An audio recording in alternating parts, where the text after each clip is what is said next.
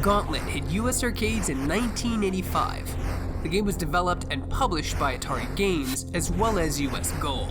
The game was designed by Ed Logg, who also helped develop Asteroids and Centipede. The arcade was a top-down dungeon crawler and one of the first 4-way multiplayer arcade games. Each player could choose one of 4 avatars: Warrior, Wizard, Valkyrie, and Elf. Each character brought one unique thing to the table. The Warrior did more damage point-blank attacking. Valkyrie took less damage from attacks. The Elf had the fastest movement, and the Wizard had the strongest magic. The goal of the game was to get the most points as possible by defeating enemies and picking up treasure. The game was different from other coin arcade games in many ways. The 4-player co-op was of course the biggest significance. However, the way the game handled health was interesting.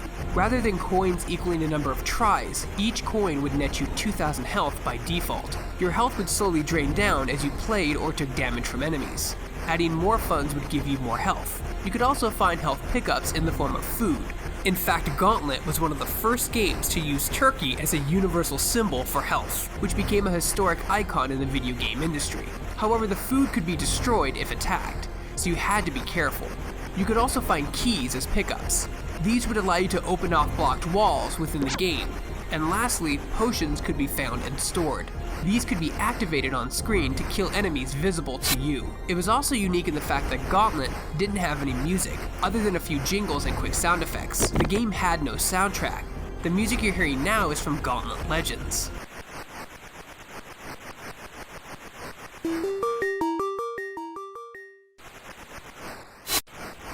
Gauntlet's difficulty increased the farther you got along.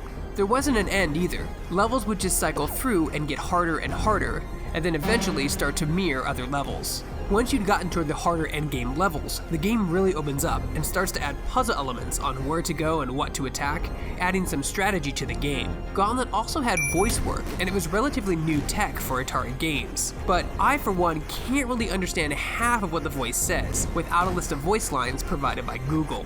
Treasure 100 points. Save keys to open doors.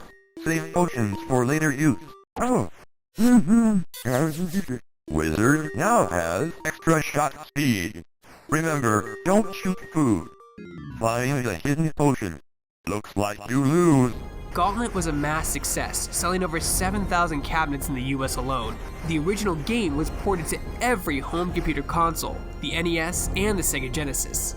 The game received multiple sequels and reboots: Gauntlet 2, 3, 4, a move to 3D with Gauntlet Legends, and another arcade sequel, Gauntlet Dark Legacy. The game made its way out of arcades in Gauntlet 7 Sorrows, and one more time as a reboot in 2014, properly called Gauntlet 2014. Have a request for an arcade corner? Tweet me and include #ArcadeCorner. For more videos like this and everything else gaming related, you're already in the right place. You're on Shacknews.com.